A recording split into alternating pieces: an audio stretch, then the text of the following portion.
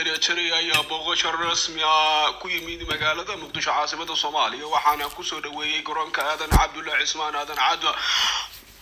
madaxweynaha Jamhuuriyadda Federaalka Soomaaliya Maxamed Cabdullaahi Farmaajo. soo dhaweyntiisa kadib waxaa loo galbiyay madaxtooyada waxaana la hadlay warbaahinta wasiir dowlaha arrimaha dibadda Cabdiqaadir Axmed Khayre.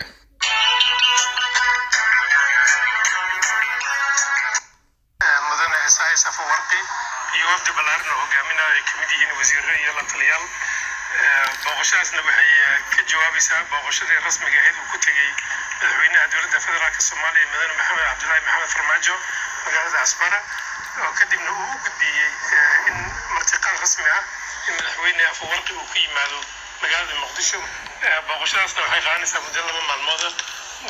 soo dhaweyn aad u heersaraysa madaxweynaha iyo wafdigiisa. markaas kadibna waxaa loo soo galbiyay villa Soomaaliya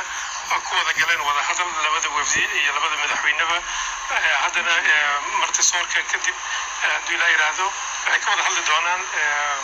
xiriirka labada wadan hadda la asaasay sidii loo soo xijin lahaa xiriirka soo jireenka ee labada shacbi Eritrea iyo Soomaaliya oo taariikhiga sidii Soomaaliya ay ugu soo dhaweetay Eritrea markii ay gobolnimadoonka ahayd sida uga kalmaysayba. marka iyo hadda furfurnaanta cusub u timid gobolka Geeska Afrika. ومركي ورئيس مدحوينه إريتريا ويمادو كدي بربركي 91 دولدي دحي Soomaaliya. wararka ka imaanaya magaalada Baydhabo ayaa sheegaya in maanta halkaasi lagu xiray Mukhtaar Abu Robo Mansuur oo ahaa musharax u taagan xilka madaxweynenimada Koonfur Galbeed Soomaaliya waxaana ka hadlay xildhibaanna laga soo doorto Koonfur Galbeed Soomaaliya xildhibaanad Xaniifa Maxamed Ibrahim ayaa ka hadashay dhibaatadii maanta ka dhacday magaalada Baydhabo halkaas hal aad u fudud ahaa waana ka digaynay dhowr jeer waan sheegnay madaxweynaha Jamhuuriyadda Federaalka Madaxweyne Maxamed Cabdullaahi Farmaajo waa uga dignay madaxda qaranka oo dhan uga dignay waa runtii fal aad loogu xumaado in hadda wadankan la geliyo kaliya talisa madaxweyne Maxamed Cabdullaahi Farmaajo Soomaaliyeed runtii aad baan ugu xumahay. waxaan kaloo aad ugu xumahay inaan ka mid ahay dadkii isaga soo doortay waana ka xumahay. haddana waxaan leeyahay madaxweyne waxba ma tarayso kaliya talis oo guddigii doorashada ay u aqoonsadeen inuu musharax u taagan xilkaas yahay oo ay gadoosiyeen shahaado haddii loo isticmaalo takafar awood oo loo isticmaalay oo magaalada Muqdisho la keenay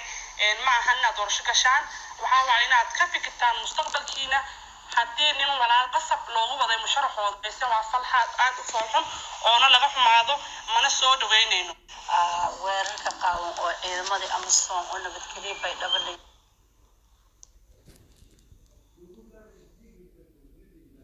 ingeek eedaysaneen aad hor la keen xoog lena gadaas oo cambaaraynaya falkii afduubka iyo qafaalashada ahaa ee maanta ciidamada Itoobiya ay kula kaceen Mukhtaar Robo Cali oo ahaa musharax u taagan xilka madaxweynaha dowlad goboleedka Koonfur Galbeed kaasoo ahaa mid dastuurka iyo shuruucda dalka u yaala meel ka dhac ku ah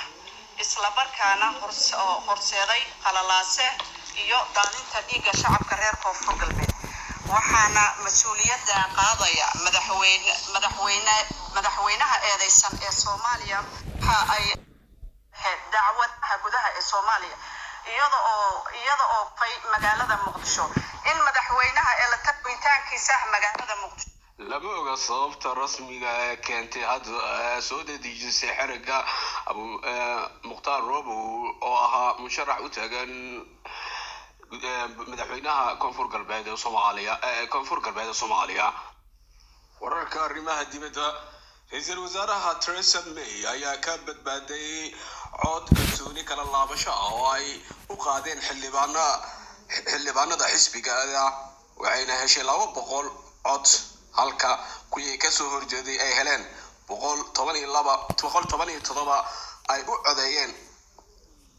qaybtii kale ee ka soo horjeeday Theresa May ayaa guuleysatay